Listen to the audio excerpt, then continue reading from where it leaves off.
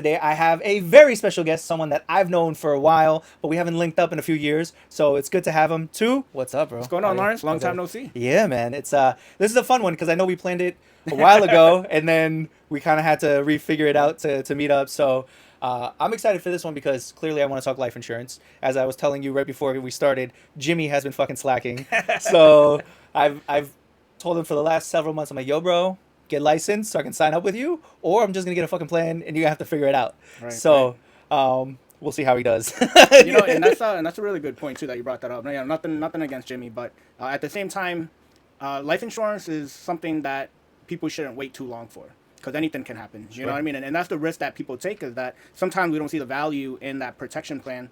And we're not going to jump right into insurance, but since you brought it up, you know, I mean, it's something that we shouldn't delay because at any given time, anything can happen. Whether it's Right. going to be a health-related issue, where it's heart attack, strokes, or a car accident, something very unexpected. But sometimes when we delay that progress, what it says is to the universe, especially to our family, is that we're not important enough to make sure that they're taken care of, right? Bro, Because life insurance, you throwing that sales pitch at me right now too. You you want to put know, me up with a sales pitch, my guy? and that when you understand how money works, when you understand how money moves, life insurance really isn't even for the funeral expense or the burial expense. People people think life insurance is if I die, someone gets money to bury me, and that's so opposite of what life insurance really can do for you. That's a very small percentage of what life insurance can do, right? But we'll dig into that. But as far as waiting to get your policy, that's a high risk only because anything can happen, and there's still that there's no guarantee you'll get approved, right? So you kind of want to start the process. They got to check your health history, and life insurance is not a right. You know what I mean? It's not something that we are guaranteed to get, right? It's a privilege to be really honest. But not to throw that out there. You brought it up. You So starting out hard, my guy. You starting out, yeah, you got the sales pitch script down for me off the bat. I like it. I like it. We are definitely going to talk about it, and that is something that I plan would probably be the majority of our conversation because I figure not only because you and I have talked about it in terms of like off camera All right. in previous conversations, but it is something that I'm interested in, and I do believe it's something that most people don't think about until they're like much older. But the uses of like IULs and all these different ways of like like building a fortune for yourself is misunderstood. And then you'll hear, like for me, someone who I heard, Waka Flocka was talking about how he's got IULs and he loans Yeah. himself Yeah. money, and he does all these different things. So I didn't even think about any of that stuff All right. until I heard it enough times on TikTok to be like, oh, what is this shit? And then Jimmy is like, yo, I'm talking to two. He just signed me up for insurance. So it is definitely something I think most people only think about when it comes to life and death, right? Like Yeah. that type of And it's funny matter. you say that because the reality is, I mean, just for the camera's sake and for everyone out there, anything that I say is an opinion of my own. This is not legal, financial, insurance, investment. These are not advice of any kind. These are my own opinion. I'm not here to represent any company, any organization, any corporate companies that I work for. Because I do sit on boards, I do have, corporate positions and stuff. But at the end of the day, these are going to be my opinions. And to go off of what you're saying, a lot of people don't know what life insurance can do for them, mainly because society has designed it so that people don't really become wealthy.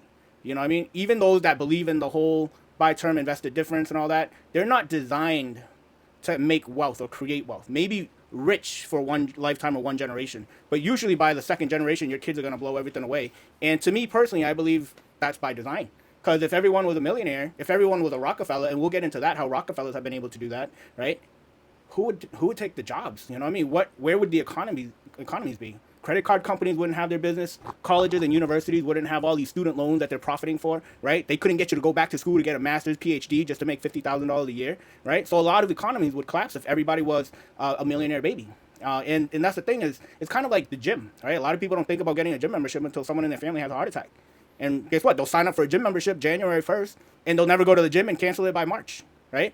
Because we don't prioritize in our lives. We live in a society where people say, hey, let's buy something that you don't need with money that you don't have, right? So we can impress people that we don't even like, right? Like that's literally our society. Because having a big buckle on your belt or having a car that costs more than your rent, instead of paying a mortgage, having a $1,500 car payment with insurance is more important than actually setting up some sort of financial foundation, right? And that's the problem. Yeah, I mean, it's keeping up with the Joneses, right? It's having the shiny things that make you feel good momentarily versus investing in the things that might not feel as great because it takes a little bit of a slower process. Right. But once you get 5, 10, 15 years in to these processes, all of a sudden you can afford the nice things and you're not stressing out about them because you have the financial backing to support what you're buying. So I get that. Now for yourself, so people who are watching understand, how did you get into life insurance? The plans you have for your family, stuff like that. Like, how did that all unfold for you? That's a really good question, right? Because we opened up this conversation with jumping right into life insurance, and there's so much that leads before that conversation even happens, right? Everyone needs a life insurance policy, but in all reality, if we don't educate our communities, if we don't teach them about financial foundations, they're not going to understand the value or why they need to have it. For me, so I grew up in Lawrence, Massachusetts, not too far away. My parents moved there when I was 5. I was originally born in Alabama. Graduated out of Lawrence High. We lived pretty poor, Section 8. We moved around based on wherever we get approved for housing, food stamps. And I remember when I was reaching the end of my high school career and into college and all that stuff, I got a job offer and I couldn't take it because my mom would have lost her benefits, right? So like for me growing up, you aspire to have a good education, get a good job, get a good salary, right? And then here I am with an offer and I couldn't take it because it would reduce the benefits that we would get. And I think it was from that moment on where I realized like I didn't want to limit my potential based on my income, because money, if you really look at it, money is nothing more than units of options, right? I mean, we grew up, if you're an entrepreneur, the more money you have, the more options you have. And the thing is, credit scores, to me, most people don't understand credit scores, but credit score is nothing more than a unit of trust, right? The more trust you have or the more credit, the higher the credit score, the more trust these facilities would give you, these financial institutions would offer you money, right? But when you don't understand how that works, you throw all of it out the window and you don't build this trust in the economy. You don't build this trust in your financial foundation. You get a credit card in college and you go buy everything and party it out. That was my life. I went to Clark University in Worcester, graduated out of there with a business degree, partied a lot on the weekends, got into a lot of debt, student loan debts, credit card debts, right? And then after the military, after 9/11, I joined the United States Air Force, and I was stationed in Florida.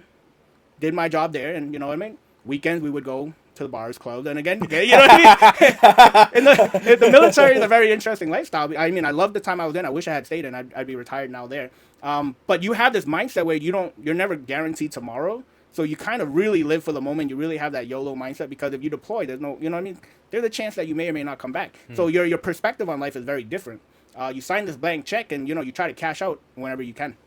And then after military, I went back to school and I was at UMass here, right down the street. And I got a psychology degree out of that. But what really led me to the financial service industry was that when it was around 2017, Annabelle, you know what I mean? It was a really hard realization. It was a hard slap in the face for me because through those years of college, military, and all of that, I felt like I was really established. You know what I mean? I was able to make 6 figures, first in the family to go to college. Like I felt really accomplished, And then in 2017, we bought rental property and everything, and we're moving up. Now we have this cash flow, passive income. And I'll tell you right now, if people tell you that, rental property is passive income, it's not. It's not. You have maintenance, repairs, you got property tax, water, sewage, right? Have rental property. I'm real big on real estate investment, and understanding money is going to help you do that because you always want to use other people's money to build your assets, right? And that's the value. But it's not like immediate passive income the way people promote it, right? But after we got our rental property, Annabelle, who's our oldest, she's 26 now, but at the time when she was graduating high school, she applied to like 5 schools and got approved to all of them. Right? We were super proud, super happy, but in the back of my mind, in the gut of my stomach, I had this little pit just like pulling me down because I had this feeling that she did not apply to any safety schools. Right? So she applied to Wentworth, Northeastern. What do you mean by safety schools? Like, what does that mean? Like UMass Lowell would be considered a safety school. You know what I mean? Like guaranteed to get in, cost is manageable, right? Okay. So she applied for all these very expensive schools. We had Merrimack, which was closest to home, and we couldn't afford any of them, man. You know what I mean? Like here I am. I was in my 30s, felt like I've been pretty accomplished. You know what I mean? I've done a lot. I think I've achieved a lot. And here I am, thinking that I'm at $150,000, $200,000 a year, that I'm good. And then you look at your kids in the face and you say, man, I can't even afford to put you to college, right? And it made me realize that she is the first of 5. So you were a busy man, sir. So like if we couldn't take care of her, we got 4 more right after that's gonna go to college. So here I am with a rental property, couldn't get kids into college, and then in 2001, my father also had a stroke while we were on family vacation that left him paralyzed this whole time, right? So in 2001, my mom pretty much gave up most of her job. She might have worked here and there wherever she could, but my dad definitely didn't go to work because he was paralyzed, right? So we lost 2 incomes in that family, and when you have, I don't know if anyone out there can empathize with me and feel this. As much as I would want to help to take care of an adult, bathing, using the bathroom, brushing their teeth, I know what I can tolerate and I know what I'm patient for. And that was the most challenging thing ever, because for me, I didn't have that patience.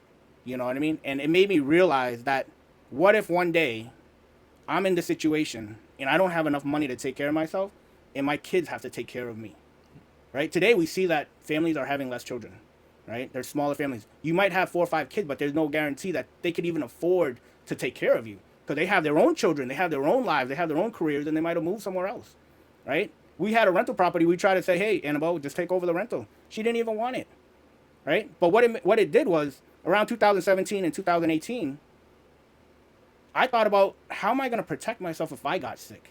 Because it was around 2018, we had to make a decision whether we wanted to pull. It was 2019. We had to make a decision to pull the plug on my dad or not, right? And that made me realize I need a trust. Because if it was up to anyone else in my family, my brother, my sister, they might not make the decision. For me, I'm a very logical, rational. If it doesn't make sense, it doesn't make sense, right? I don't make decisions based on emotions. And that was probably a very difficult situation for other people, my family, to stand there and say, I don't know. Do we pull the plug, or do we leave him there, like intubated? And I was like, financially, this doesn't make sense. There's no chance of recovery, right? Like, he can't understand here, or like, communicate with us. Like, why prolong it, right? And because of that, financial planning became such a big deal to me, because I never wanted to be in that situation. But more importantly, my kids, I adore them. There's like, when they came out, nothing else mattered.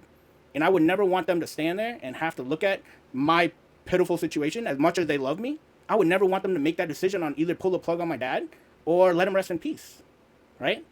So when it came, like, that's why I say insurance is just a very small piece of it.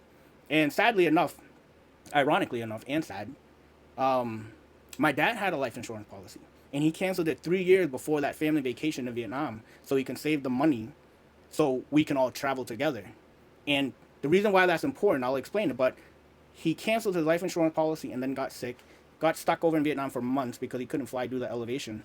And when you go to learn about, and this is why I was so fixated on learning about life insurance specifically, because we grew up and, I was introduced to Primerica in college. They paid me to study, get my license and all that stuff. But all these other people that promote the by term literally is death insurance. Like, if you don't die, you don't get money, right? So for someone that is calculating, they're like, well, if I die, my family gets money, but that does really nothing for me, right? So why, my family can figure it out. But then when I started learning how there's whole life, there's index universal life, there's variable universal life, there's final expense, there's all these other different tiers of life insurance, I was like, how come they don't explain this when we're younger, right? And through that process of learning about life insurance, I found how the Rockefellers built their dynasty, okay? And, just for everyone at home, and you can Google everything I say, go and verify and do your due diligence, right? Because money is not something that you just listen to one opinion and go and do it, right? It's kind of like, if you have to have open heart surgery, you're not going to go to a foot doctor, right? You're not going to take your baby to a mechanic. You're not going to go to a pediatrician. You're going to go to a specialist, right? A heart doctor. And then even then, you're going to go and get a couple of different opinions before you say, hey, open me up and, get in there. And that's the problem, is that there's so many financial professionals and there's so much financial literacy out there that everyone has an opinion on something, right? So you got to go do your due diligence on that part. But when I did my research and when I came across the Rockefellers, in 1890, John Rockefeller bought 2 products after him and his business partners sold their business. And they walked away with $1 million each. $1 million in 1890 is quite a fortune, right? But they walked away with $1 million each. And he bought 2 products back in 1890. This is what got me upset, actually. In 1890, that till today, 2025, right? We're July 1st, 2025, in case this is going to last through history and some of our grandkids look back on this. They have 6 generations in their family that are still millionaires today.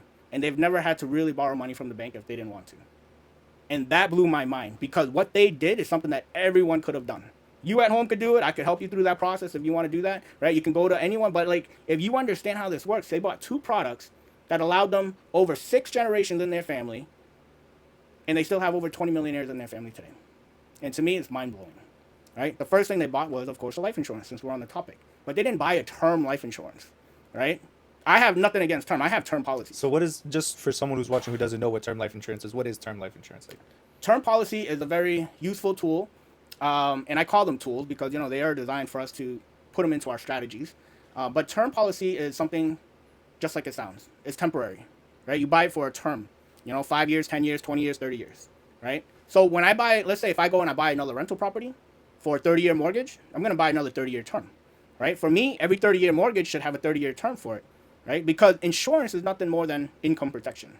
Like at the end of the day, it's not life or death, it's income protection. That's why we buy life insurance, right? It protects our income in the event we can't work, we have money coming in. So term is temporary, it expires. But the problem is if you do your chat GPT or Google, right? Term pays out less than 3%, meaning that 97% of people that have a term policy will outlive it. If you don't die, you don't get anything from it, right? Which is good. We want to live longer. But at the same time, if that's the only protection plan you have, I don't consider life insurance from work as life insurance, right? The moment you quit, leave, die, retire, get fired, you don't have that benefit anymore. But after that term expires, if you still have assets that you want to protect, or if you still have family that you want to pass generational wealth down to, it costs a fortune, right? Because let's say if someone's 30 years old and they buy a 30-year term, if they live till 61, they no longer have that coverage. But if they still need coverage, you're buying it at age 61. Right? So just to go back to where we started, the longer you wait, the more expensive the insurance itself costs, right? So if you're waiting for a reason to buy life insurance, just know that the opportunity cost or the opportunity value that you have in building any type of asset decreases with that. Because now the costs are higher, you have less time for compounding interest, and you just have less, right? So, yeah, you have a question? I was gonna say, for someone who's watching, explain the importance of the compounding effect that it has if you get it younger versus older. We'll definitely get that. I'll touch upon that when we get into the IUL, mainly because it deserves its own section. Like the rule of 72 is huge. And to Einstein, that is the eighth wonder of the world, right? But as far as term, if you outlive it, you have nothing left. You know what I mean? It's kind of like getting car insurance and not ever getting into an accident. There's nothing you get back for it. And if you do get term, you should get someone's living benefits. In the event, living benefits is like, and this is where my dad, all right, this is where it branched off from. My dad, so he canceled his life insurance. He had a whole life. He canceled his life insurance 3 years before the trip that ended up, resulting in a stroke.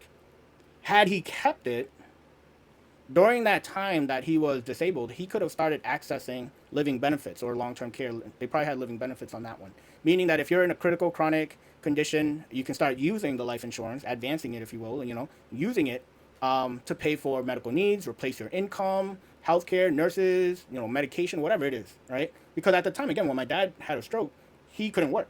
And my mom had to quit her job to stay home and take care of him. So that's two incomes that we lost. He was only 53. It wasn't like he was old, right? He was nowhere near retirement age. And so that's the important part, is when you talk about the financial plan and the foundation that we have, we just think about working hard, because in America, if one job's not enough, what do? We get a second job, And if two jobs is not enough, what do? We drive Uber, we do this, we do that, right? So making money isn't a problem. We know that there's a lot of money out there, right? I'm not here to teach you how to make money, but most people, what they don't do is they don't pay themselves first. You could go to work 40, 50, 60 hours a week, but that check that you get doesn't necessarily mean that that's the check that you made. Because before you get your money, who touches it first? Who takes out their fair share of the pie? You got taxes, my guy. That's right. Taxes. That's right. If you're a W-2 earner, there's nothing that you can do. When you give up 40, 50, 60 hours of your prime time, your best health, your best creativity, your children's youth, graduations, birthdays, football games, basketball, you're giving away the best years of your life, and you don't even get paid first. And most times, most people don't even get paid at all from their check. And what I mean by that is, after they take out the tax, before it clears your bank on a Friday morning, you're paying back everything that you spent last week, last month. You're paying for your rent mortgage, you're paying for car insurance, you're paying for groceries, gas bills, right? You're paying for everything else except yourself. We know that most Americans don't pay themselves first. Why? Because 90% of Americans are living paycheck to paycheck, and they're struggling. And it's not because we don't know how to make money. We have people that are making $100,000, $200,000, $300,000 a year that are still living paycheck to paycheck, right? When you make $100,000 a year, you might drive a Honda. When you make $300,000, you might drive a Maserati. But the cost to income, the expense to income ratio is probably the same. You're probably renting, someone that makes $100,000, they're probably renting a $1,500 room. Someone that makes $300,000 probably have a $1.5 million house. So it's not like just because you make more money that you're more financially well off. That's not the way it works. That's why, you take bigger debts on. You just take on bigger debts, right? Your lifestyle, your expectations and all that stuff, right? But money is units of options. You have the options, right? Someone that makes $100,000 a year can't buy a $1.5 million home, right? So the options are there. Not to say that, that you shouldn't work hard or that money's not fair, but in America, the land of opportunity, what people don't realize is that all these other cultures and countries, they're willing to sacrifice and leave everything behind to come to our country, not so they can become a W-2 worker. And that's the problem, is that we train kids from a young age on how to be an obedient employee. We teach them that we groom them to be obedient employees. Because the moment they don't do their homework or they get in trouble, they're on timeout. That's no different than when you're at a job, I'm going to give you a warning, right? How come most valedictorians don't become CEOs or founders of these big Fortune 500 companies, right? You got Tesla, you got Facebook, you got Amazon. Most of them didn't have a college degree when they opened that up. But if you wanted to work for Tesla, if you wanted to work for Amazon, right, and get a good $200,000-$300,000 salary, what did you need? College degree. You needed a college degree, not just one. You needed probably a few. You need a master's, right? You need a few college a degrees. decade's worth of education just to get to that position. I mean, nobody think like you ever thought of that? Because guess what? You go out there, you get a bachelor's, and you got what, maybe $50,000 to $100,000 student loan debt, and your salary is what, $50,000 to $60,000. So what? If you want to make more money, you can't bankruptcy out of the loan, the debt from no, school not on either. college, not on No. like federal, No, you know what I mean? You can't. But if you want a higher salary, you got to go back to school and get a master's, right? It's a business, right? I mean, we can go into healthcare. That's a business, and it's all designed so that way, you know, most people never really succeed, right? I mean, you could look at statistics. What, like the 1%? That's why they're the 1% club, right? And 1% controls 95% of the money, right? Most of them, they have an honorary degree, meaning like they made a speech or something at a college event and they got a, you know what I mean? They got a piece of paper that said, hey, now you're a graduate, right? But most people don't understand the land of opportunity in America. When people come here, it's so that they can explore and they can expand their entrepreneurship skills. Because if you go to Vietnam, if you go to South America somewhere, if you go to somewhere in Europe or Spain, there's probably little kids every morning. They wake up and they're pushing little water bottles around for the tourists to buy. They're helping their parents at the restaurant, right? They're fixing flat tires on bicycles or whatever. Like they're just naturally born into entrepreneurship to get by during the day, just to get by, just to get, you know what I mean? Not to make wealth, just to get by. But over in those countries, the government can come at any time and like kind of push you off or take what you have, or you know what I mean? You build. You don't really have the ability to own things the same way you would here. Yes, and that's why people are willing to come here to the land of opportunity or America. I think when you're born here, you don't realize how valuable Oh. that is. You have no idea. Look at today's work ethics. You know, someone that comes from another country here, they fight so hard to be top of their class in education. They come so hard and they'll do whatever. There are people that come into our country that will collect cans and still make wealth and still build wealth. Where Bro, I knew my dad had worked with someone who the guy was like 60s, 70s, was in like his little like Moped? not moped, like the handicap chairs where that have like yeah, the yeah, basket yeah. in front. Yep. This dude had like 1.2 million that my dad had seen Yep. in one account. But every trash day, this guy would go up and down the street Yeah, collecting collect cans. And I didn't understand it. Like as a kid, you're like, this guy's a fucking millionaire. Why is he collect? Because it's just that is ingrained in him. Yes, because they think back home, my people don't have anything. I have the opportunity. I'm blessed to be able to collect these little cans and trade them in for money, right? Over here, people don't even think twice before they throw $5 away, $7 away, right? They don't value money like that. And the problem in America is if you don't know how to manage $10, you're never gonna have 100, right? If you can't manage $100, you're never gonna get 1,000.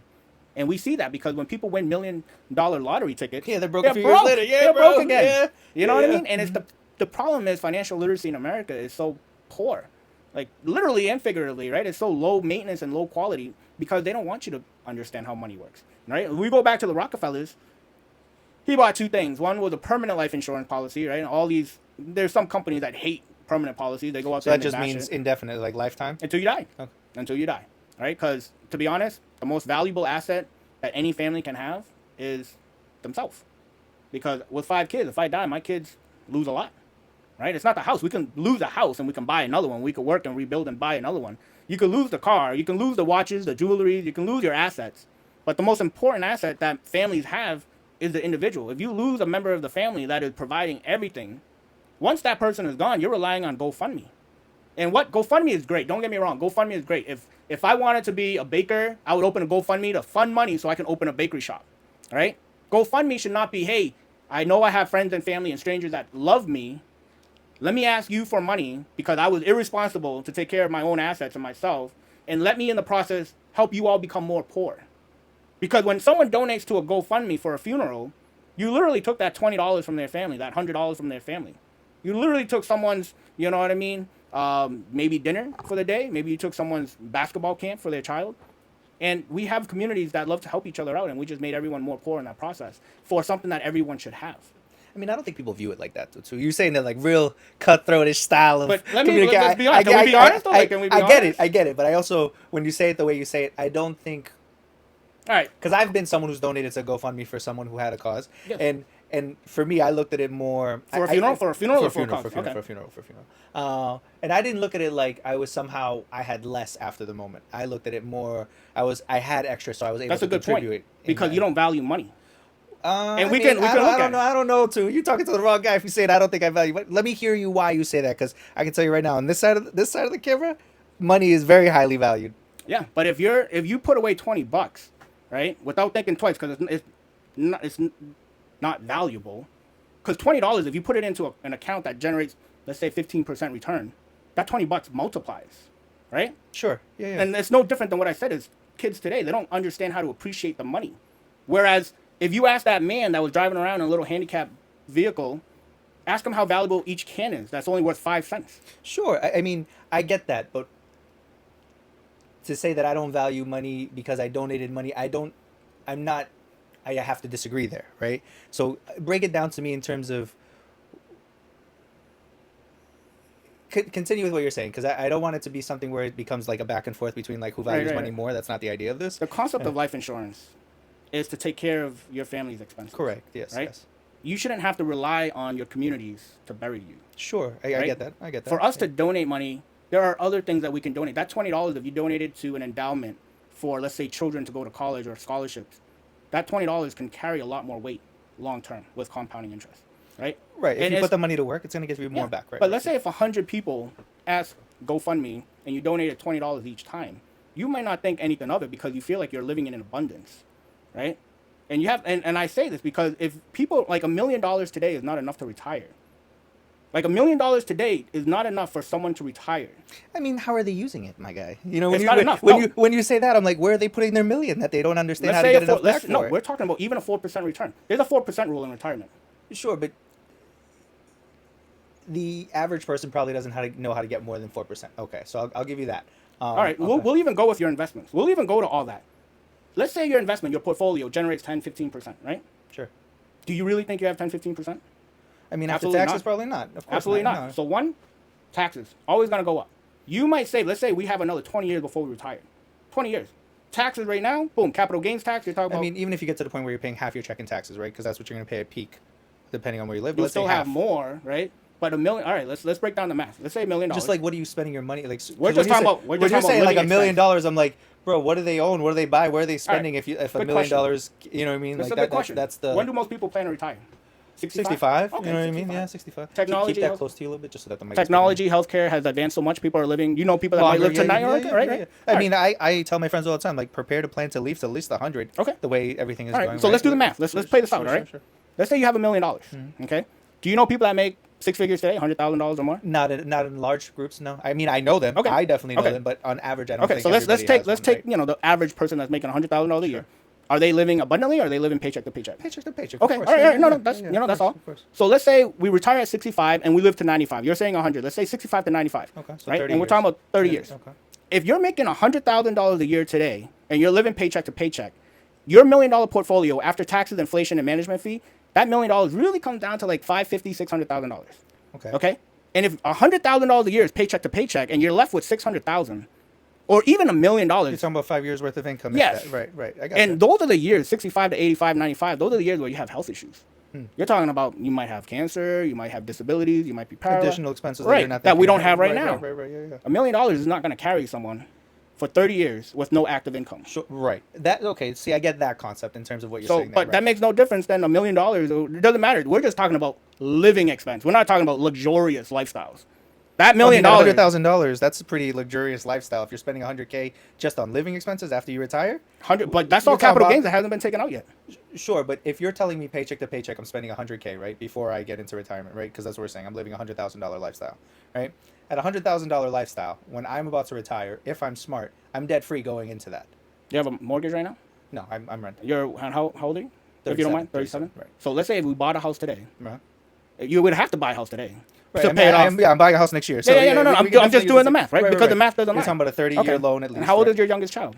8. 8. So like 10 more years, they'll be an adult, right? So college and all that, maybe 24, 25, right? So that will be taken care of, right? So these are the things you got to calculate.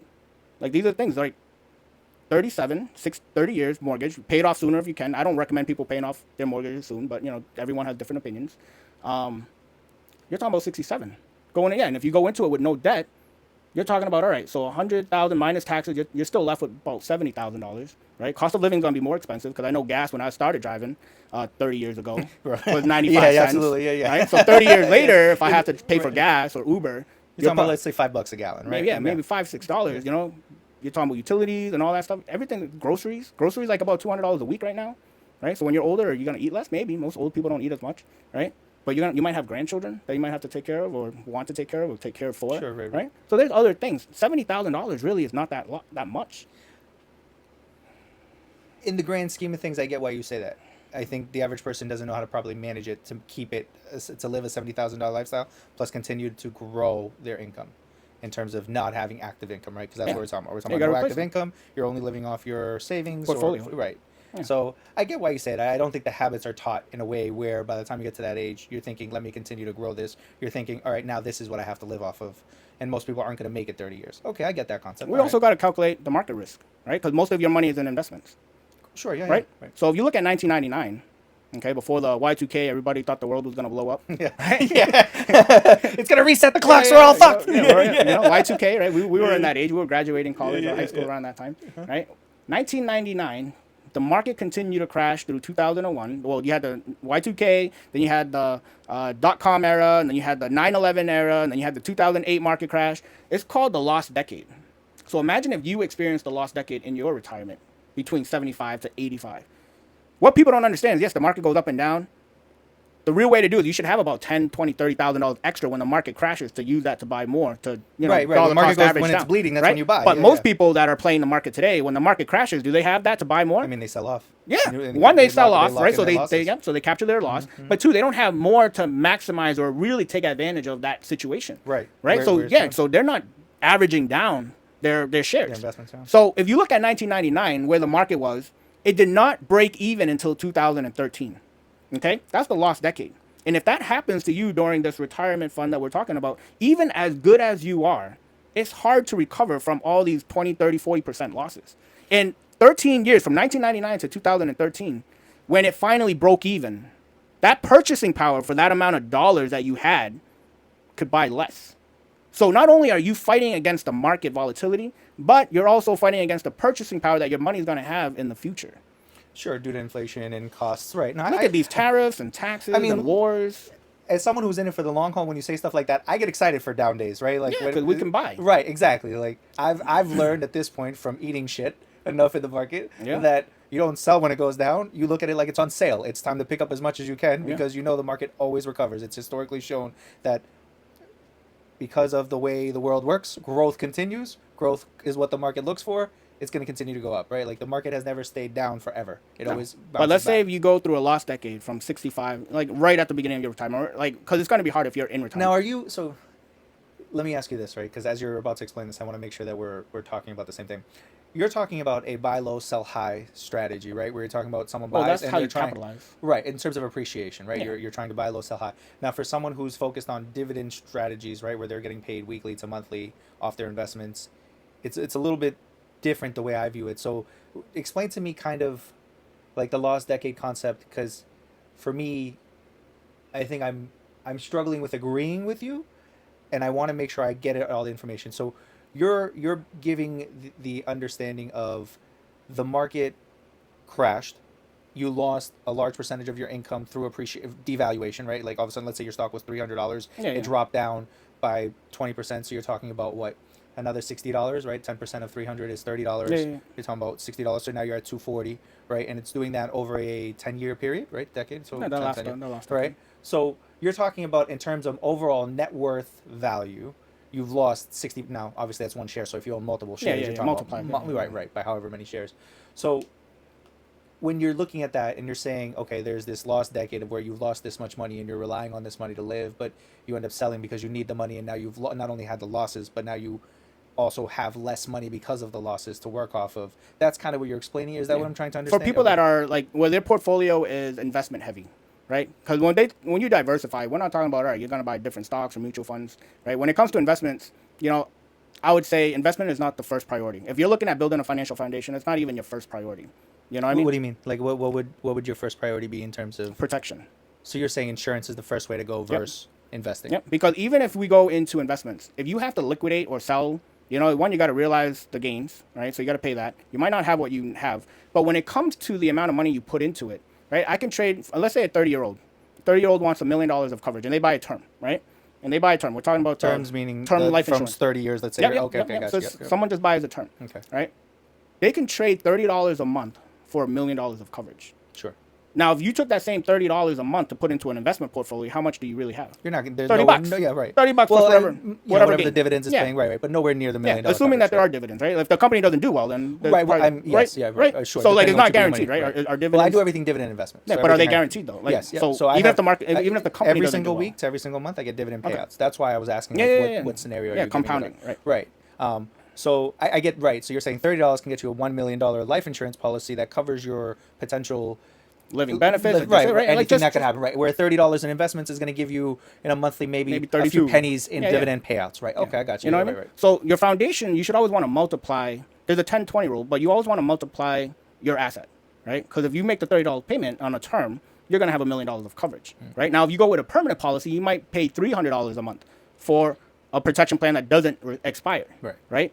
And the way permanent policies work is not that you're paying $300 for the protection.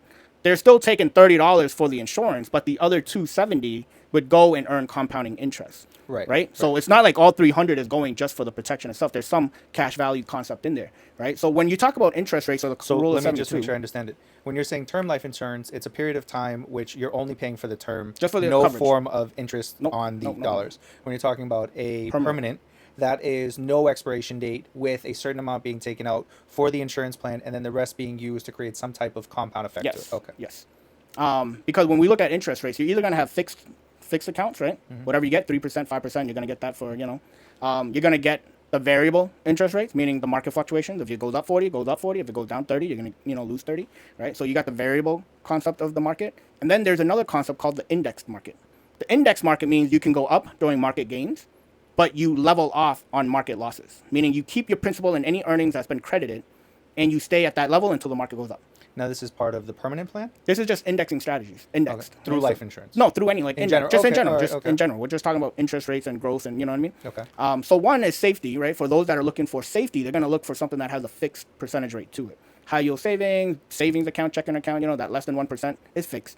High yield savings CDs, fixed 5%, Right, you might get 4%. something decent on the first 1,000, Right. but everything after that is like 0.01. Yeah. I mean, you're not really getting much. So even if we break down a 5% high yield savings, Bro, you make $5 a month on $1,000, $60 for the year. Yeah, it's absolutely in terms of the math. you don't make anything though. The truth is you don't make anything.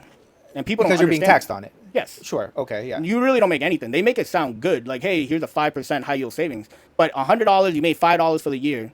After you take out the 25% tax, now you're left with $3.75, right? 25% of $5, $1.25. Now you're left with $3.75, and then inflation on average is 3%. So you're You losing- wipe out that $3, all right, you made 75 cents out of that $100 that you put in, right? COVID time, inflation was like 8-9%. So that 5% got completely absorbed, and you still lost $4. Right. Your Yeah. dollars was losing value. Yeah. Right. Right. Sure. So like they make it sound great. The only time they offer high yields at 5% is when inflation is high. So because if not, people are gonna pull money out of, you know what I mean? They're not gonna keep their money there. So they're not dumb. They're not gonna give you any money, right? But at least you don't lose any money. That's their concept, is you don't lose any money, right? So when someone's looking for safety, they usually look at fixed interest rates. Right? If someone wants growth, the potential to have unlimited growth, they're going to look at variable accounts, right? But you take that risk if the market crashes, you lose that, right? And for us, what we do is we look for the index strategies where, what if we can capitalize on the gains, but guarantee that when the market does crash, and it will, you know what I mean? It happens. When the market crashes, we protect that money and make sure people don't lose that money, right? And that's where the index strategy really comes in. And then you factor in the tax now. Do you want your money to be taxed now, taxed later, something that's deferred, right? Tax when you're in retirement. Most of people's retirement portfolios, they're going to, and the 401k was the country, like the government's best scam on people. Yeah. You're not getting taxed now, but when you go to pull it out, we're gonna hit you with all the taxes. Yeah, but they're going to tax you on a larger, sum, yeah, exactly. a larger pool of money, right? And that's where they're smart about it. And on top of that, they make the people pay for their own retirement, right? And then there's tax advantage where if you're smart with your money, not only do you not lose on market crashes, but you don't have to pay taxes at all on your growth, on your money, on your earnings, all of that, right? And that's where people don't understand is that you have to be financially literate. One, you can't rely on schools, companies, the government to educate you because they don't want you to know, first of all, right? But you have to go out there and be open to financial literacy because we don't know half of the stuff that is available. And I know we took a huge detour around the Rockefellers, but now we could swing it right back. We're going to swing it right back because one was that permanent policy that allowed them to have protection plan. Most people, when they buy a life insurance policy, they usually put their children, their spouse as a beneficiary. John Rockefeller didn't do that. He didn't do that. He made the beneficiary to his life insurance policy his trust. And that was the second thing that he bought, right?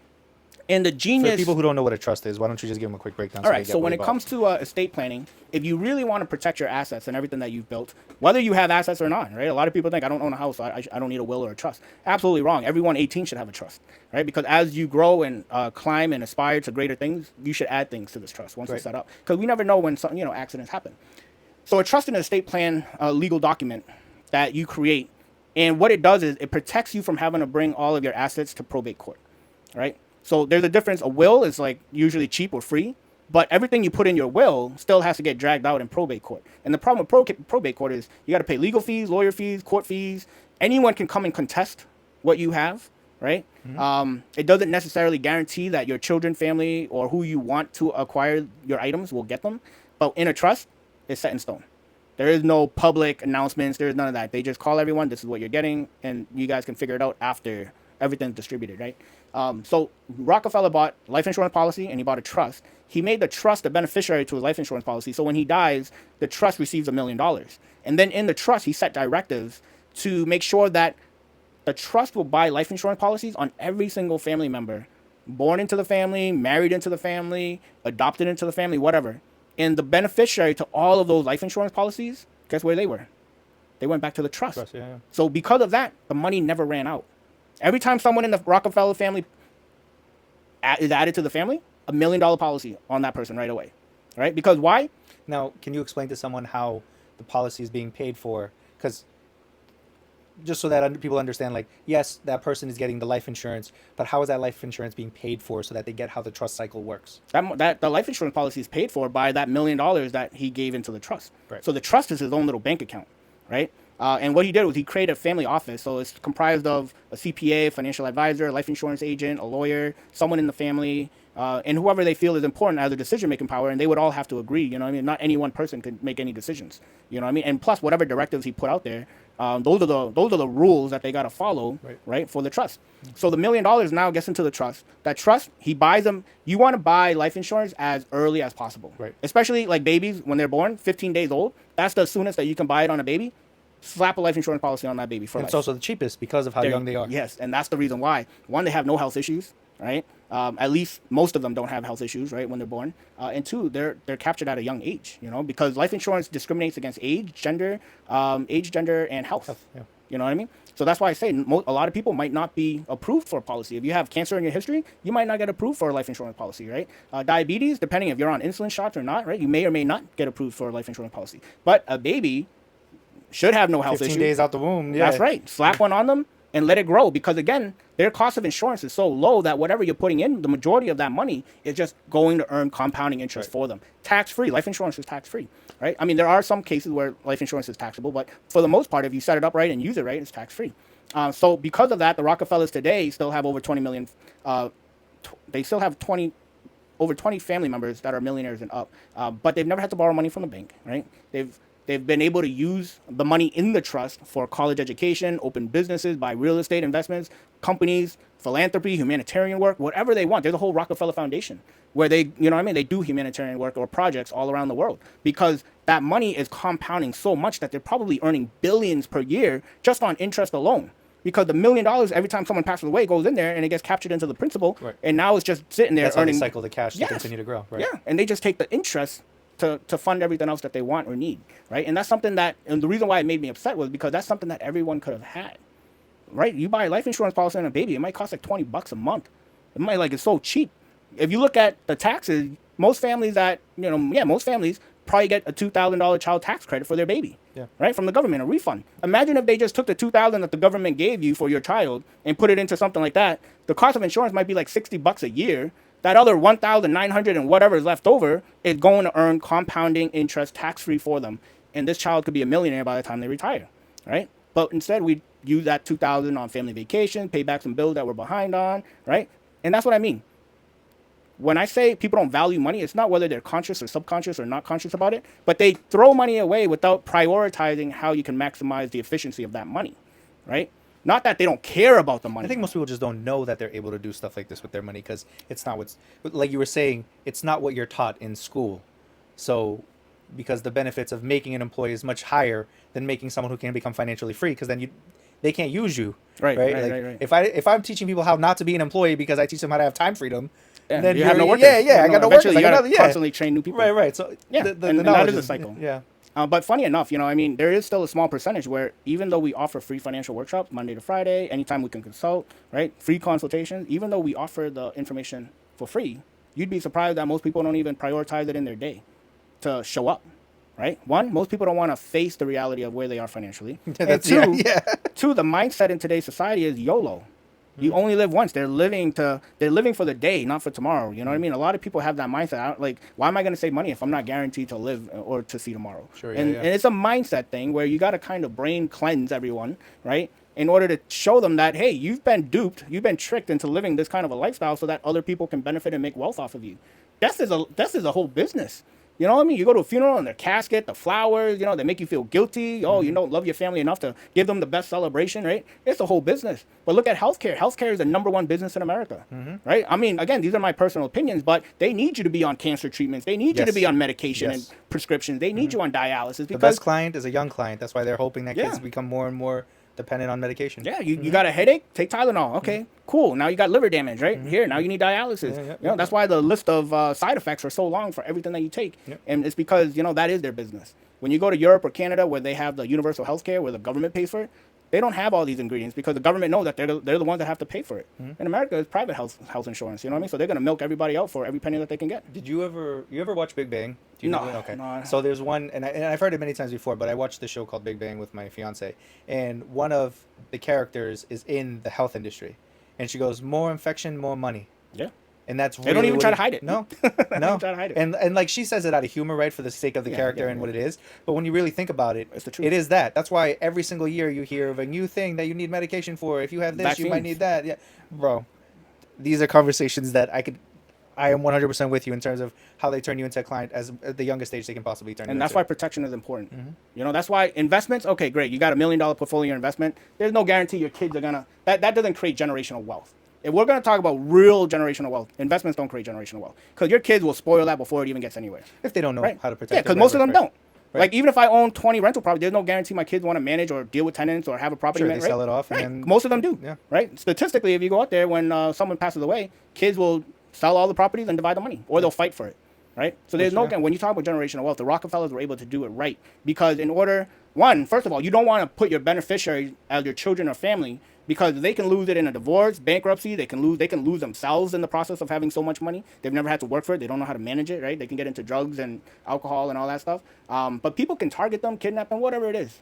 If someone inherited $3 million straight into their bank account, they're gonna have the best friends they never even knew they met. Right? And that will be gone. No different than an investment portfolio, no different than real estate properties. And that's why having that estate plan or that trust in place with the directives on how they can use it, when they can use it, where it can be used is so important. And the Rockefellers did it in a way where that's what really drew me more into the financial service industry because it's not you buy life insurance, you die, it pays. Right? The simple concept that people think they understand how life insurance works, that was so far from what it actually is. Sure. Right? Because if you look up, who in history has used permanent life insurance policies to grow their business, you have Walt Disney. Walt Disney wanted to open the theme parks, right? Bank said no, too much liabilities. They all turned him down. Okay, nobody, even though Walt Disney, the cartoon was great, you want money to draw another character, awesome. Open a theme park, absolutely not. Too much liability. So Walt Disney turned around and pulled money out of his cash value life insurance policy, created the theme park, became so successful that now banks are throwing money at him to continue to expand his franchise, right? You have J.C. Penney. I believe J.C. Penney was one. You got Ray Kroc, right? McDonald's.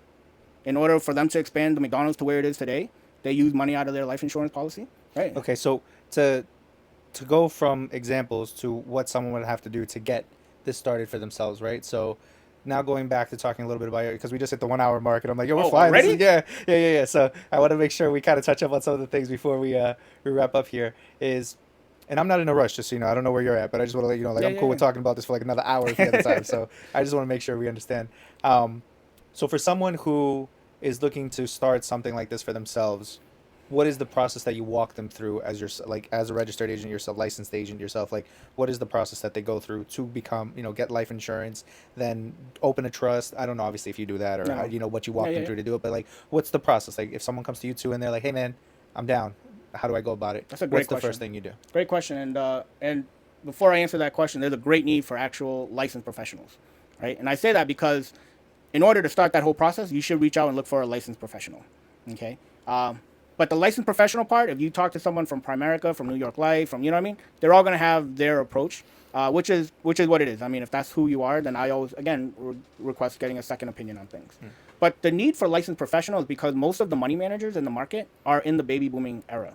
Because baby boomers were able to understand the value of building their assets. They saw their parents lose everything during the Depression times and all that stuff. So they built their assets, saving their money, investing their, you know what I mean? They learn how to save. Right, buying homes, creating assets right? for themselves. But Right. because of that economy where most of them were building their assets, most of the financial professionals are also in that area because they needed that, right? And the problem is, as baby boomers start to go into retirement and start passing away, you have a waterfall of money and inheritances that are just going to come flooding down to generations that don't know how to manage money. Right. Our generation, we knew how to climb the corporate ladder. We knew how to, go for our dreams and goals because our parents, took care of things or whatever. But as you start going from our generation down, the work ethics, the money value, how they manage things, it starts to financial literacy in general. Yeah. So you're going to have all this money flood down to a bunch of people that don't really know how to manage They're it. going to blow it within one generation. So that's why we need more financial professionals. You know what I mean? So I talk to people. If anyone's looking to prepare themselves before that wave comes, before that flood comes, we can help you get licensed. And the first thing you need to do is, one, become a licensed professional. You would go to talk to someone to set up something like this. They would do a financial needs analysis or a personal financial strategy. What that entitles is This that is like what you did with Jimmy, right? Is that with anyone? Yeah, with anyone that's interested in to start the conversation. Okay. Yeah, absolutely. Because you don't want to just sell someone a life insurance policy just to sell them a life insurance policy. The worst thing that you can do is sell someone a life insurance policy and they don't know what it really is, because the first thing they're going to cancel when there's financial hardship is their life insurance policy. Right. And that's literally the first thing. So for me, I'd rather have a good client who understands it. Dad, right? Yeah. I would rather have an educated community who understands how the foundations are set up. So when times get tough, they're not panic selling, right? Or panic quitting or canceling. So one, we educate the community, but we want to sit down, go through your financial needs analysis or personal financial strategy. We're going to list out your goals. That's the most important, because if, for some people, they might not want a lot. So they might not need a lot of protection, right? You don't want to sell more than they need. But at the same time, you also want to make sure that because we're living longer, the long-term care aspect of it is there, right? So we're going to list out their assets, their liabilities, see where they're at, their monthly expenses. Because at the end of the day, we want to know what the disposable income or cash flow they have, okay? Because that's really important. For some clients, we do have to work with them to get them out of debt. We do have to work with them to reduce their liabilities so that they can comfortably get into something that is more sustainable, right? I can offer any type of product when it comes to life insurance. There's term, final expense, whole life, index universal life. There's fixed index annuities for retirement plans, right? We have a large partnership with estate planning lawyers for wills and trusts. And we want to make sure that we set them up with something right away. So even if they're financially behind, if they can afford a term, we're going to sell them a term to make sure that they have that plan in place. But what we do is we work with them to help them reduce more of their debt, increase their emergency fund, right? And then upgrade their policy in the future when it becomes feasible for them. Because we don't want them to cancel it. That is their lifeline when times get tough, okay?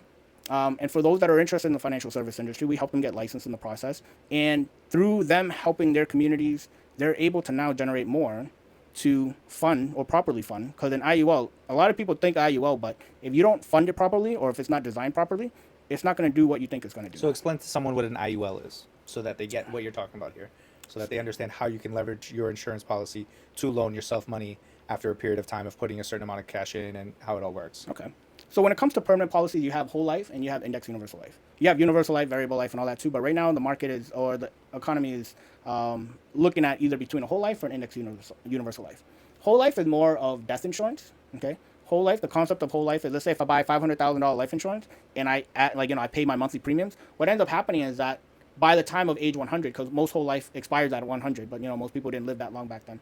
If I buy $500,000 from an insurance company and I start adding money to my policy, what happens is that it reduces the liability for the insurance company. Because eventually I'm going to be self-insured. If I live to age 100, I would have paid my own $500,000. Right. That's how whole life works, right? So it's not like you get 500 plus whatever is in your cash value. There are ways to design it, right? That's like more complex ways, but the average normal way that whole life was designed wasn't designed for that. It was designed where eventually you become self-insured. So you're almost taking the liability off them and putting it in with your liquid cash. Yes, Right, okay. And the reason why that's important to understand is because it reduces your cost of insurance that you owe the company, right? Because eventually you're going to be paying for your own insurance and you're not buying much from them. Right. Index Universal Life also has that option where you can do that, or it allows you to have that coverage as a base, and then now whatever you build, the cash value that you build becomes in addition to.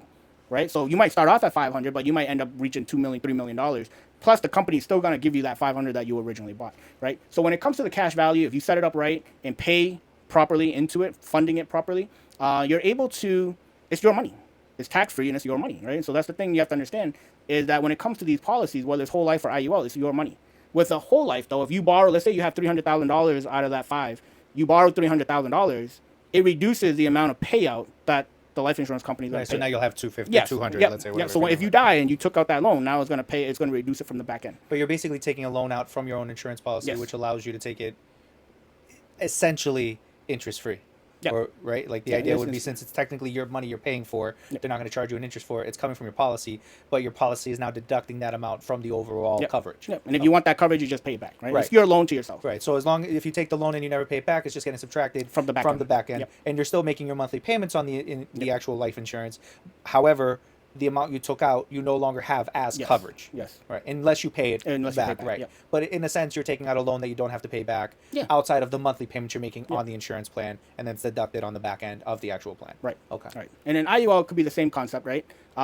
But what you want to do is, again, depending on how you set up, depending on what their budget is, because if they're not funding it properly, then you're going to end up looking like a whole life. You know what I mean? It's going to look pretty much the same. But if you're adding it, like we call it option 2 or we call it increasing, if you're adding your cash value in addition to the policy, that's now your money, right? So you're going to have your base. As long as you don't dip into that portion of it, your money that you borrow from there is your money, right? And what people do is for those that are like real estate investors, for those that are like business developers, they overfund or max out their IUL so that way they can gain as much compounding interest as possible, as fast as possible, right? One, because, and there's actually a really cool story with Jim Harbaugh and how he was able to do it. But the cash value that you borrow from becomes collateral. So if you set it up right, you can borrow that money. Your money is still there, earning that compounding interest. And basically, you borrow money from the life insurance as collateral, and you're using your life insurance policy as collateral, right? So it's still growing. Let's say you owe 3 or 4% on the loan that you borrow from the life insurance company, but this is earning 14, 15%. It's paying for itself. Yeah,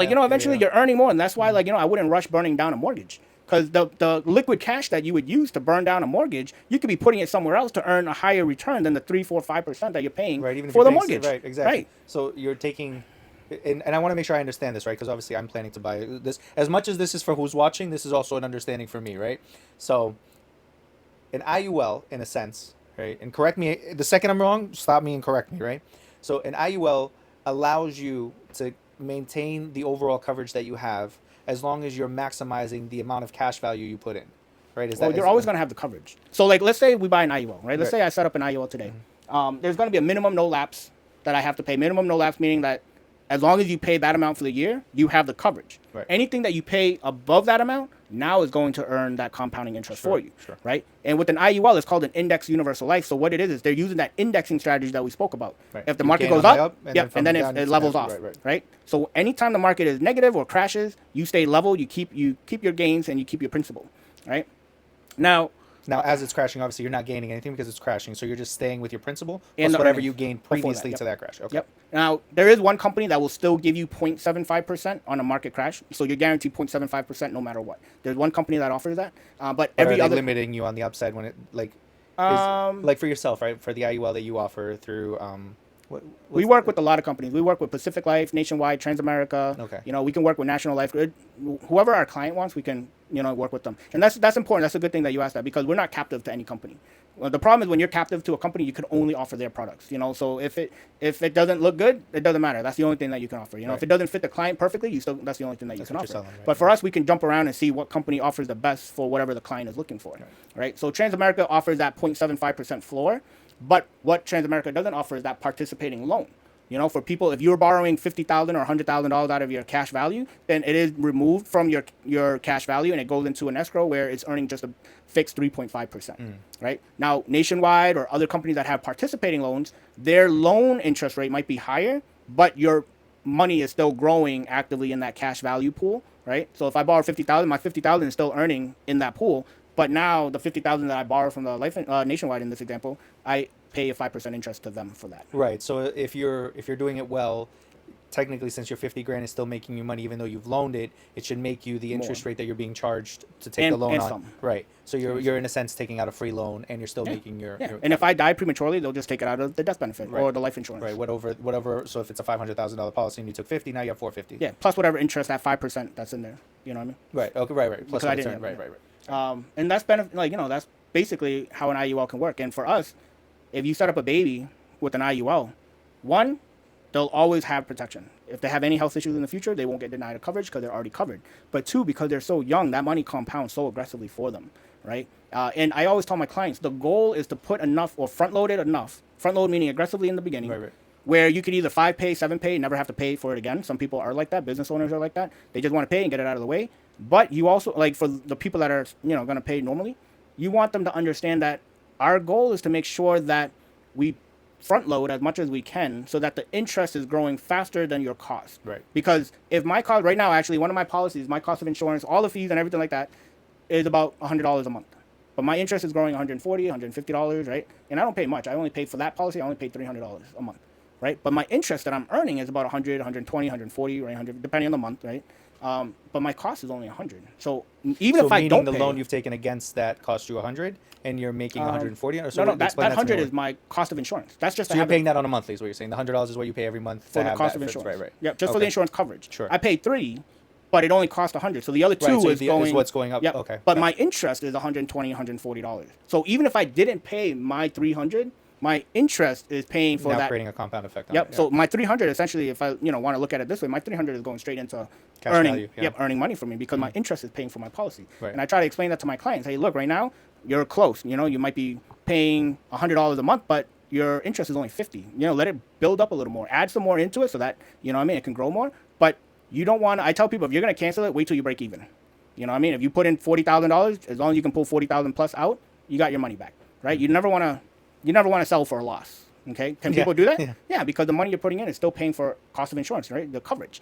So you want to. For life insurance because of 9/11, there's what we call surrender years, right? Some company have a 10-year surrender year, some people have a 15 surrender year, and what that means is that if you pull out early or sell early or cancel early, you're still going to get charged, or you're still going to have to pay for some, or you don't have access to all of your money, because what they want to do is prevent money laundering. People used to dump $1 million today and pull out $1 million tomorrow, right? And we want to prevent money laundering. So it's not that you don't have the $1 million. If you dumped in $1 million today, it's not that you don't have it, but you just won't have access to all of it, all right, until after X amount of years or whatever. So that way it kind of avoids the laundering. Yeah. You know what I mean? The laundering sometimes, it was. They fucked us up too. We could have had some good deals right now. Yeah. I mean, but that's God damn it too. I mean, tax-free growth, like Yeah. like if you understand how it works, it's lucrative. Because this is something that everyone can have access to and they don't take advantage of it. For example, business owners, right? If you owned a business and you're paying back taxes to the government every year because, you've deducted everything that you can give yourself an executive bonus where the bonus would be a deduction from your business, right? So let's say if I owed $70,000 to the IRS. I have a business. After everything is paid out, I still owe $70,000 to the IRS. I can give myself a $50,000 executive bonus, deduct it from that 70, so now I owe 20. I would pay taxes on my personal level for that $50,000 because it's compensation, right? But I can now use the $35,000 that's left over and dump it into an IUL and let that grow tax free, and I'll never be taxed on that again. You know what I mean? So let me understand that real quick, just so I get that. So you would give yourself a $50,000 bonus out of your life insurance. No, out of the company's expense. Out of the company's expense, right? So then that would create the deduction on the expense of the The overall tax. taxes you're paying because it's technically income that you're paying out in payroll. Yep. Right? Yep, So compensation. right. So then you would take that third, let's say after you pay your tax, the 15, whatever Yeah. you pay for taxes, you put the 35 in because you've initially been taxed on it already. Now when Everything you is put tax free. right, moving forward when you're building it in your IUL, you're getting it basically because it's your money technically growing within this account, you're now getting it tax free. Yep. If you were to take a loan out of your own account, they're not going to charge you on it. No. I got you. And the benefit from that compared to a Roth IRA, for example, one, IRAs are limited by $7,000 a year. Yeah. Yep. So you're maxed out, and plus if you make too much money, you can't contribute to one, right? So there's other restrictions on that. But two, one of the benefits is that if the market crashes, your IRA will go down with it, but your IUL will not go down with it. Sure. Right? There's no penalties for using my money early in my IUL. Whatever is there is there. Whatever I have is I have. Those are and there's no RMDs. There's no required minimum distributions. Retirement funds, 70, 72, 75, whatever it is nowadays. You know what I mean? If you don't use your money by then, if you don't start distribution by then, they actually can hit you with a 50% tax. You know what I mean? So 401ks, IRAs, annuities, any retirement fund that you have to start distribution by 72. And if you don't, you get They're gonna hit tax with- you regardless. Yeah, Yeah. they're gonna take 50% and then force you to take distributions anyways, right? So for people with money, so one executive bonus, if you have a company, you can use this to offset some taxes for the business, but then grow your tax free. Because imagine if you're paying $35,000 a year into a policy, you probably have $35,000 a year. You probably have like $800,000 of coverage, if not, depending on the age, Sure. right? If I'm 42 and I put $35,000 a year, that's probably close to $750,000 of life insurance coverage. You know, so now you look at that as long-term care, and you look at that as death benefit to cover any estate taxes that I might owe. Now let me understand it. So let's say you technically have a 10-year surrender year, right? Or surrender. After 10 years, you could then go ahead and remove all your capital, not remove it, but like use the capital that's in there without being limited to the amount, right? You can literally take out the whole 750 as a loan to yourself, Yeah. right? And obviously you'll get deducted on the back end or whatever if you were to not pay it back. But your only limited situation would be how long is your surrender year in terms of how much you can pull out up until that point. And you never want to pull out 100% of your cash value Right. because it'll close the policy, right? So you always want to leave something in there to have that death benefit or rebuild.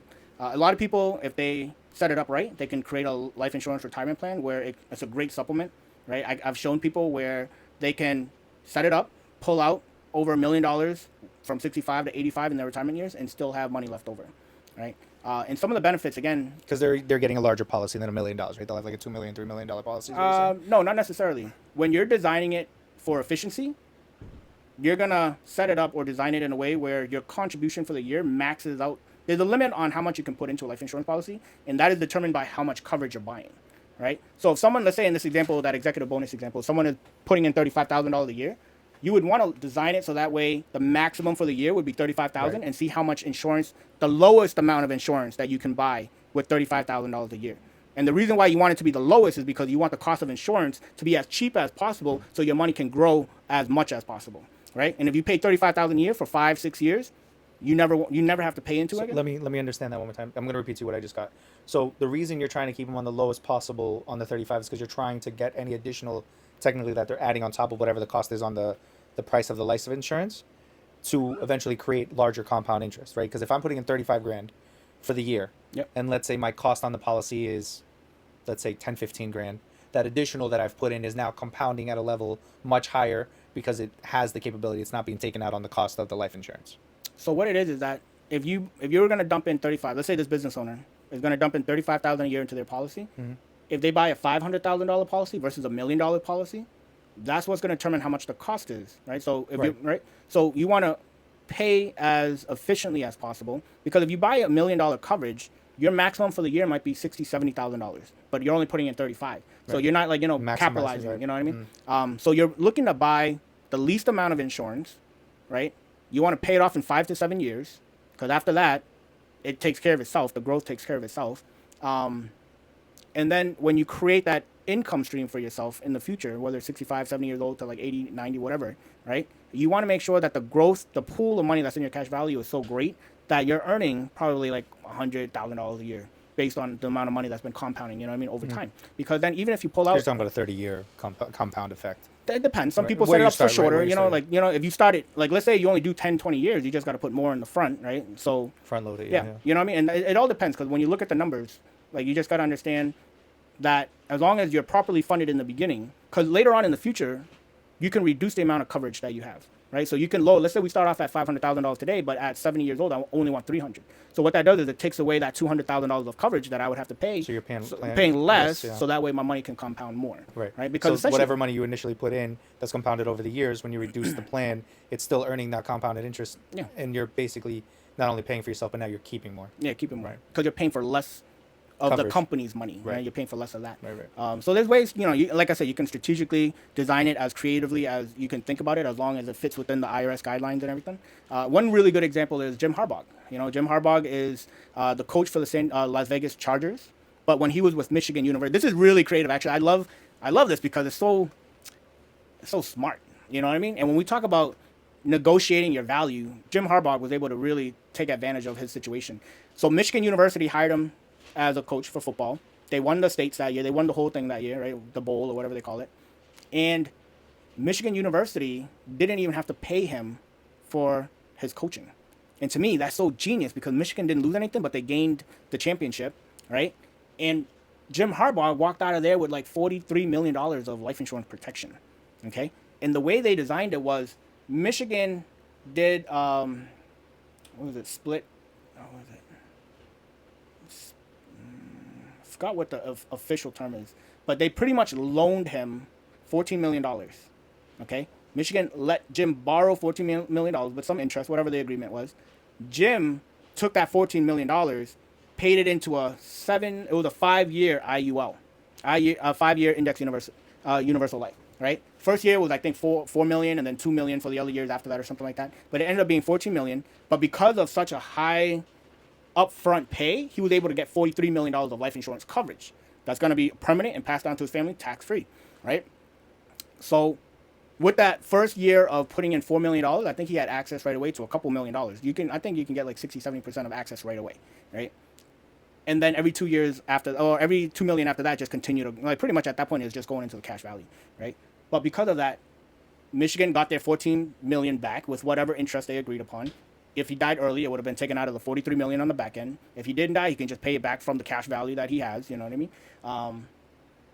Jim Harbaugh walked away like a bandit with such a great deal because most people won't be able to buy $40 million of life insurance. Yeah, and he's getting all the money coming out of that tax-free. Tax-free. So if he wanted to buy a mansion, a house, whatever he wants, he just goes into his life insurance policy Takes and the loan borrows against it. Yeah. and borrows it. Now, if you withdraw your money with some earnings, then you will have to pay taxes on the earnings. That's why we recommend people to borrow it from themselves because you don't get taxed on loans or debt. Right. So what it's making an interest in the account, you don't want to take the money you put in plus the interest because now you're paying taxes on the capital gains that you made. Right. Yep.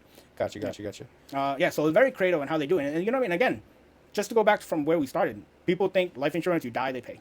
So far from that. You know what I mean? So far from that because, again, Walt Disney, J.C. Penney, Ray Kroc McDonald's, Jim Harbaugh, these are all examples of how, if you understand how to set up a life, most people don't even buy life insurance for the funeral expense that you would imagine people buying it for, right? Wealthy people, especially those that are in Massachusetts, we have a $2 million inheritance tax. Anything over $2 million gets charged 11% for inheritance tax. So before it goes down to our children, it's going to get hit with a 11% interest, right? And then federally, we have a 7 or 6 or 7%, $6 or $7 million cap. Anything above that now gets taxed with inheritance tax federally. I know Trump, back when his first cycle, when he was in office, he bumped it from 6 or 7, I think, to 14. So it must be 7 because he doubled it. So families can pass up to $14 million down to their children without having to pay inheritance tax. But it expires this year. So unless he renews it and it gets approved, 2026, it should go back down to 7 million. And 7 million to a lot of people might sound like, you know what I mean, I'll never have that much. But if you have 5, 6 rental properties in Massachusetts, you're probably right there, you know. Each property nowadays is close to $1 million. Yeah. If you're in Boston, it's over $1 million. You know what I mean? So like that's really not that big of a dollar value when you look at the grand scheme of your assets, your total assets. So wealthy people, what they do is they buy life insurance not because they can't bury themselves, they're self-insured, right? But they buy life insurance because there's a lot of expenses that they will have to pay.